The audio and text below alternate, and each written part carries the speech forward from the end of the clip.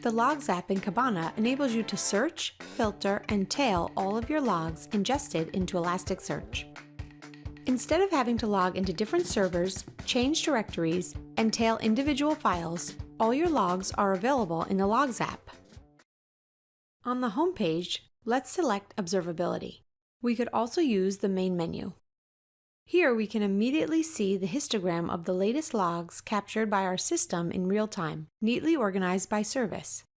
Let's go to the app for more detail.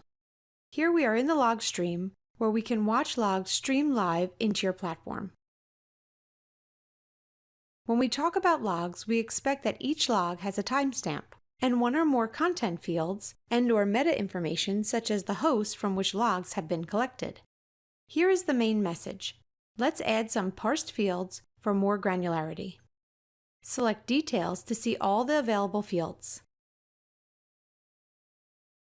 Under the Settings tab, we can individually select fields to be added as columns in the table. For example, this is the shorter message field, and let's add log.level and host.ip.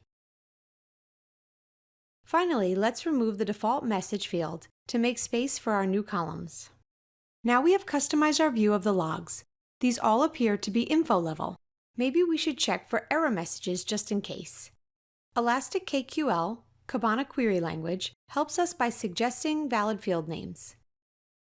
Oh, there were some errors. The timeline here on the right shows the volume of related logs so we can see exactly when these occurred. Let's use the highlighter to check whether this impacted our front end. We can use the arrows to jump forward or backwards in time to view similar entries. Let's investigate one of these.